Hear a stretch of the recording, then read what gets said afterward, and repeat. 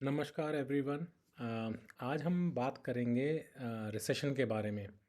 अभी हाल फिलहाल ही मैंने एक बात करी थी अपने पिछले वीडियो में कि किस तरह से लेऑफ्स हो रहे हैं यूएस में।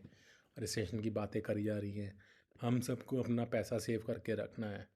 अभी हाल ही में आज ही सिलिकॉन वैली बैंक जो है वो बेसिकली रिसीवरशिप में चला गया है। इसका मतलब ये होता है कि उसके ऑपरेशंस बंद हो गए हैं और ऑलमोस्ट 15th या 16th लार्जेस्ट बैंक है यूएस के अंदर सिलिकॉन वैली बैंक। और पर्टिकुलरली कैलिफोर्निया बेस्ड है। मैसाचुसेट्स में भी इसकी ब्रांचेस हैं। बहुत सारी जो स्टार्टअप्स हैं, क्रिप्टो स्टार्टअप्स हैं, सिलिकॉन वैली जैसा कि सब जानते हैं, नाम ही इसका सिलिकॉन वैली बैंक है। बहुत सारी स्टार्टअप्स को ये फंडिंग देता है, उनके एसेट्स भी रखे रहते हैं, उनके पैसे भी होते हैं इसके अंदर।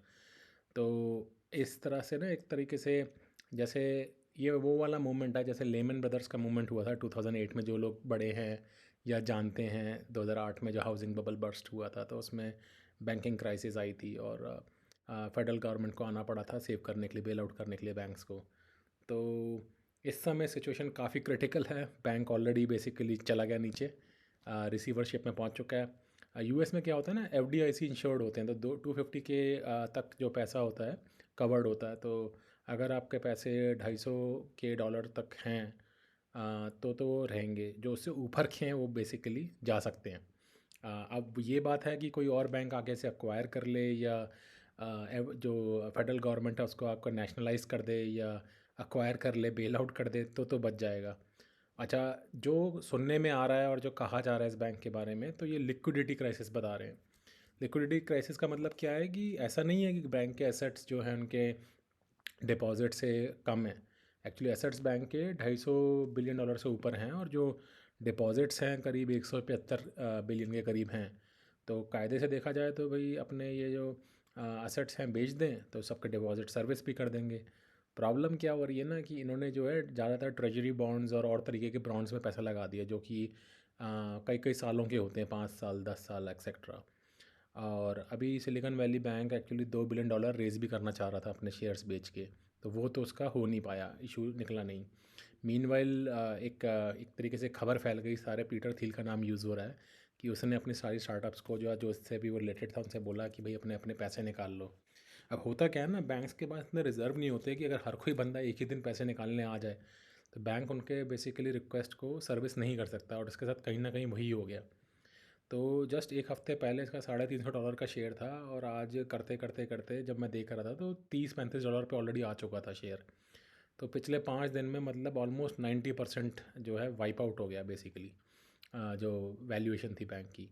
और कैलिफोर्निया ने आके बंद भी कर दिया, बेसिकली आज ही बंद करा है सुबह ही सुबह। तो इससे हम लोगों को क्या सीख लेनी चाहिए?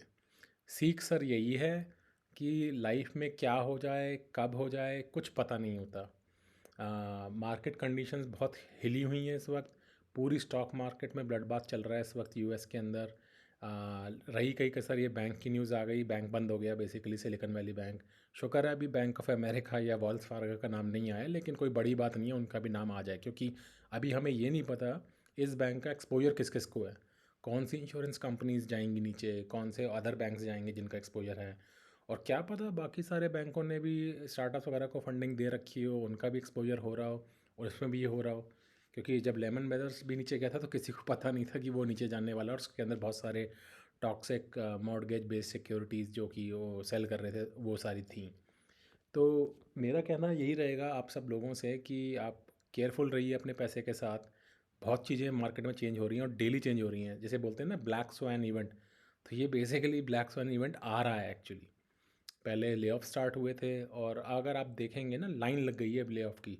Basically Salesforce, Microsoft, Amazon, जितनी भी ये कंपनियां हैं लगभग लगभग अब हर महीने ले ऑफ कर रहे हैं और साइलेंट ले ऑफ कर रहे हैं। पता भी नहीं लग रहा। पहले तो बड़ी न्यूज़ बन रही थी क्योंकि नई चीज़ थी। सुनने में आ रहा है फेसबुक और गूगल भी दोबारा ले ऑफ करने वाले हैं एक्चुअली, और बड़ा करेंगे। तो अगर ये इसी तरीके से चलता रहा, जैसे जैसे समर आएगा ना, अभी जैसे स्प्रिंग सीज़न चल रहा है या स्प्रिंग मतलब ऑलमोस्ट आगमन हो गया स्प्रिंग का, और समर यहाँ पे रफली लाइक अप्रैल मई से स्टार्ट होती है। तो मेरे को लग रहा है जब तक हम वहाँ तक पहुँचेंगे बहुत चीज़ें चेंज हो चुकी होंगी। फंडामेंटल्स पूरे हिल गए हैं मार्केट के। काफ़ी सारे नंबर्स आ रहे हैं, वो मिक्स्ड आ रहे हैं। एक एडीपी की रिपोर्ट आई थी अभी कुछ दिनों पहले कि भाई अनएम्प्लॉयमेंट रेट सबसे कम रहा है, नए जॉब्स ऐड हुए हैं।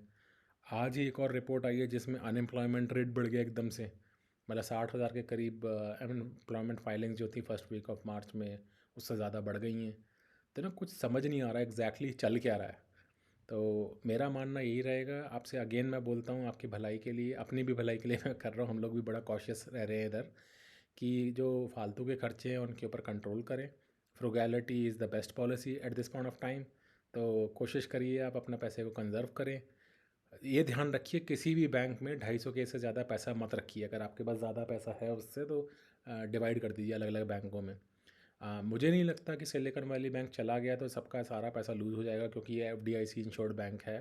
तो 250 के तक तो लोगों को मिलेगा ही मिलेगा। और आई डोंट थिंक कि यूएस गवर्नमेंट इसको बेसिकली कम्प्लीटली बैंक करप्ट और ख़त्म होने देगी, तो बेल आउट तो करेगी। तो आई थिंक सैटरडे संडे थोड़ा कठिन रहेगा, पैसे निकालने उनके तो निकलेंगे नहीं, लेकिन अगले कुछ हफ्तों में मेरे ख्याल से कर देंगे, बचा लेंगे इसको। क्योंकि अगर नहीं बचाया तो पता नहीं कितनी और स्टार्टअप्स हैं जो बेसिकली बैंकरप्ट हो जाएंगी, क्योंकि उनका तो पैसा इसमें लगा हुआ है। अगर उन्हें पैसा ही नहीं मिला, पहले ही फंडिंग क्राइसिस आई हुई पड़ी है, ऊपर से इंटरेस्ट रेट्स बहुत ज़्यादा हैं, ऊपर से जो रही कहीं कसर आपका बचा हुआ पैसा वो भी डूब जाए बैठ के, तो आप तो गए काम से बेसिकली। तो यूएस गवर्नमेंट मुझे नहीं लगता ऐसा होने देगी, क्योंकि अगर ऐसा होने दिया तो जो बिदेन साहब तो कर ली उन्होंने फिर अपनी प्रेसिडेंसी, क्योंकि ये बहुत बड़ा डिबैकल हो जाएगा बेसिकली। मतलब ओबामा जब आया था 2008 के इलेक्शंस के बाद, उस समय ये क्राइसिस चल रही थी बहुत भयंकर, तो उसे बहुत भयंकर समय पे मिली थी और उसको बेल आउट काफ़ी करना पड़ा था। ये तो अगर बिडेन की प्रेसिडेंसी के दौरान अगर ये हो गया तो मान के चलो कि उसकी अच्छी खासी लगने वाली है बेसिकली, दोबारा जीतेगा नहीं इलेक्शन एक्चुअली, क्योंकि ऑलरेडी ब्लड बाथ चल रहा है। ठीक है ना। तो आई थिंक जब भी कभी लिक्विडिटी क्राइसिस आती है ना, वो it results into a depression. तो ये ग्रेट डिप्रेशन जो 1920-30s के अंदर हुआ था तब भी ऐसा हुआ था, 1890s में भी हुआ था, 1823 में भी हुआ था, यूएस की बात कर रहा हूँ मैं। तो लिक्विडिटी क्राइसिस ना सिग्नल होता है कि आगे जाके दिक्कत आने वाली है। और भी कई सारे पैरामीटर्स हैं जो बेसिकली हाउसिंग एक्टिविटी है। अगर हाउसिंग एक्टिविटी कम होने लग जाए, मतलब नए घर बनने कम हो जाए, जो कि ऑलरेडी होने शुरू हो गए हैं, तो उससे क्या होता है, ले ऑफ्स होने शुरू होते हैं हाउसिंग इंडस्ट्री में, क्योंकि ये बहुत बूम और बस्ट इंडस्ट्री होती है। जब बूम होता है तो बहुत घर बन रहे होते हैं, बहुत काम हो रहा होता है, लोग अपने कर रहे होते हैं, नए घर बनवा रहे हैं या रीमॉडल करा रहे हैं या नए घर बन रहे हैं। तो ये चल रहा था पिछले 2-3 साल से बहुत ज़बरदस्त तरीके से यूएस के अंदर। इनफैक्ट पिछले 10 साल से चल रहा है, जब से 2012 से लेकर अब तक तो ग्रोथ ही ग्रोथ चल रही थी सारी, है ना। 2008 का जो बस्ट हुआ था वो 2012 तक चला था, और फिर 12 से धीरे धीरे मार्केट उठनी शुरू हो गई थी। तो इस साल जो है ऑलमोस्ट 10 साल चले गए, 12 से लेके अब तक, मतलब उठ ही रही थी मार्केट। 22 के सेकेंड हाफ में जो है स्लम्प आना शुरू हुआ है। तो अगला जो पैरामीटर होगा ना, मुझे लगता है हाउसिंग सेक्टर में ले ऑफ चालू हो जाएंगे बेसिकली, कंस्ट्रक्शन इंडस्ट्री में जो वर्कर्स वगैरह हैं।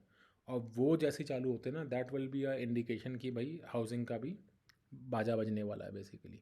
सम हाउ अभी तक वो हुआ नहीं है, क्योंकि क्या है, इस बारी मल्टी फैमिली होम्स बहुत बन रहे थे, जैसे अपार्टमेंट्स होते हैं, बजाय सिंगल फैमिली होम के ना multi family homes, apartment complexes, उनकी बहुत डेवलपमेंट चल रही है, और उनका बनने में भी जो है टाइम लगता है थोड़ा।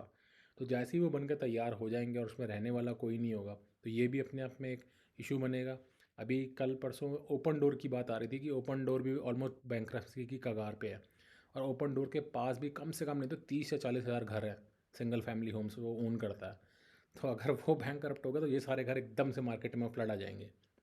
या तो वो उसको फोरक्लोजर करेगा, फोरक्लोजर करता है तो वो सस्ते दाम में बेचना पड़ता है, और अगर उससे कुछ पैसा निकलेगा तो वो बच सकता है बैंक्रप्सी से, लॉसेस कवर कर सकता है अपने। या फिर बेसिकली गवर्नमेंट रिसीवरशिप में चला जाएगा, तो वैसी हालत ख़राब हो जाएगी। तो इस वक्त तो ऐसा लग रहा है मार्केट के अंदर ना कुछ सिचुएशन ख़राब ही हो गई है, मतलब जिसे कहते हैं ना कि कंगाली में आटा गीला, वो चल रहा है बेसिकली। तो फेड जो है इंटरेस्ट रेट बढ़ाती चली जा रही है, इन्फ्लेशन कम हो नहीं रही है, क्योंकि कम नहीं हो रही तो फेड और इंटरेस्ट रेट बढ़ाएगा। मीनवाइल यहाँ पे टेक में ले ऑफ्स तो हो ही रहे हैं, अभी छोटे लेवल पे ले ऑफ्स इतने नहीं हो रहे हैं यहाँ पे, जो स्मॉल एंड मीडियम बिजनेसेस वगैरह हैं तो वो अभी भी चल रहे हैं। लेकिन चक्कर क्या है ना, टेक वाले जो होते हैं उनके पास होता है पैसा, और वही खरीदते हैं सबसे ज़्यादा, जाके घर खरीद रहे हैं, डिस्क्रिशनरी स्पेंडिंग कर रहे हैं, गाड़ियाँ खरीद रहे हैं एक से बढ़कर एक। अब क्या उनका जब ले ऑफ होना शुरू होगा तो पहले तो उनके घर अपने बिकने को आ जाएंगे, गाड़ियाँ बिकने को आ जाएंगे। अच्छा, गाड़ियों में भी एक और इशू आ रहा है। गाड़ियों में जो भी जितने भी ये यूज्ड कार डीलर्स हैं, क्योंकि इंटरेस्ट रेट हाइक इतना ज़्यादा हो गया तो गाड़ियाँ ही बिकनी बंद हो गई हैं बेसिकली। तो कई सारे यूज्ड कार डीलर जो हैं बैंकरप्ट होने शुरू हो गए हैं, क्योंकि उनकी गाड़ियाँ बिक नहीं रही हैं। जो रखी हैं लॉट में ही रह गई हैं। और सेम वे जो नई गाड़ियाँ हैं उसमें भी दिक्कत आ गई है, क्योंकि अब इंटरेस्ट रेट तो हो गए बहुत हाई, तो लोग अफोर्ड ही नहीं कर पा रहे। यूएस पूरी क्रेडिट बेस्ड इकॉनमी है। तो आने वाला समय बहुत क्रिटिकल है। ये साल भगवान राम का नाम लेके गुजर जाए तो बहुत बढ़िया है। राम राम बोलिए, अपने अपने इष्ट को याद कर लीजिए। मैं डरा नहीं रहा हूँ, मैं बस ये कह रहा हूँ आप सजग हो जाइए कि हो क्या रहा है। मुझे लगता है इसका इम्पैक्ट इंडिया में नहीं होना चाहिए, लेकिन मैं सरप्राइज़ नहीं होऊंगा अगर थोड़ा बहुत इम्पैक्ट इंडिया में भी आ जाए। क्योंकि अगर यहाँ पे ब्लड बाथ हुआ और बहुत सारी कंपनियों ने फायर करना शुरू करा और ज़्यादा, क्योंकि देखो अब मॉर्गेज की कंपनी, रियल एस्टेट की कंपनी, टेक कंपनियों की ऑलरेडी लगी पड़ी है, स्टॉक मार्केट ऑलरेडी नीचे जा रही है, अब बैंक भी जद में आ गए हैं इसके। तो आप समझ रहे हो क्या हो रहा है। Real estate, financial sector, tech sector, housing sector, construction, तो इससे रिलेटेड कितनी सारी फील्ड्स होती हैं, सब चक्कर में आ जाएंगे बेसिकली। पिछली बार ही हाउसिंग गई थी नीचे 2008 में, सबको लेडे हुए थे वो अपने साथ। तो इस बारी भी टेक से स्टार्ट हुआ है ये कहानी, और हाउसिंग के ऊपर ऑलरेडी पहुंच चुका है ये। और टेक और हाउसिंग के साथ साथ अब बैंक भी कब्जे में आ गया है। तो एक दो और खबरें आनी है और आप पूरे रिसेशन में पहुंच जाएंगे। रिसेशन नहीं भी हुआ तो डिप्रेशन में तो पहुंच ही जाओगे आप बेसिकली। तो आप सब लोग अपना ख्याल रखिए, अपनी हेल्थ पे फोकस करिए, अपनी पर्सनल लाइफ पे फोकस करिए, अपनी वेलबींग पे करिए, मेडिटेशन करिए, एक्सरसाइज करिए, अच्छा खाइए, अच्छी नींद लीजिए, सोइए। इस सब चीज़ों की टेंशन मत लीजिए। देखिए जो होना है वो तो होके रहेगा, उसको कोई रोक नहीं सकता। बस हम लोगों का क्या काम है, आपको इन्फॉर्मेशन देना, जो हमें पता चलता है कई बार हम वो बताते हैं। हो सकता है ऐसा परसू मतलब पॉसिबल है कि हो भी जाए, हो सकता है कि अभी ना हो, थोड़ा और टाइम लगे होने में। लेकिन जो इंडिकेशंस आ रहे हैं सारे वो इसी तरीके के आ रहे हैं कि बहुत बड़ा कंटेजन फैल गया है। पूरा टेक सेक्टर लुढ़क चुका है पूरा। स्टॉक मार्केट क्रैश हो चुकी है ऑलरेडी और नीचे ही जा रहे हैं दाम। हाउसिंग सेक्टर के रेट्स पहले ही पिछले साल गिर चुके थे, अभी भी गिरते जा रहे हैं। जो रियल एस्टेट कंपनीज थी वो सारी फटनी शुरू हो गई हैं। बैंक का सिलिकॉन वैली बैंक काफ़ी अच्छा बड़ा बैंक था बे एरिया के अंदर। आप लोग शायद जानते हो या नहीं, लेकिन स्टार्टअप्स वगैरह सब जानती हैं क्योंकि वो फंडिंग करा करता था सबकी। तो given this indicators, I will be very cautious to do any kind of new investments. मतलब कहीं भी पैसा लगाना भी ठीक नहीं रहेगा। और हो सके तो थोड़ा कैश अपनी जेब में भी रखो। बैंक में भी रखना इस वक्त थोड़ा सा खतरनाक है। मुझे नहीं लगता कि बैंक में रखा हुआ पैसा आपका बिल्कुल डूब जाएगा अगर 250 के से कम तक का है आपका एक बैंक में। मल्टीपल बैंक में रखो। बट क्या है, कुछ दिन के लिए लिक्विडिटी क्राइसिस हो सकती है, एक आध हफ्ता लगे, एक दो महीने लगे, पता नहीं। तो बी केयरफुल, बी स्ट्रांग, अपने परिवार के संग अपने दुख दर्द बांटिए, उनके संग समय बिताइए। कंपनी में जो काम कर रहे हैं काम करते रहिए, जब तक आपका लगी है बंधी रखी है, कोई आपसे छीन नहीं सकता। और कितनी भी मेहनत कर लो और अगर लिखा हुआ है आपके किस्मत में कि आपकी नहीं चल पाएगी तो नहीं चल पाएगी। तो मेरा तो यही मानना है। तब तक के लिए I will say good by two you all. नमस्कार। और हो सके तो आप अपना ख्याल रखिए, अपने परिवार का ख्याल रखिए। फिर दोबारा फिर मुलाकात होगी, ज़रूर बताइएगा आप किस बारे में और बात करना चाहेंगे।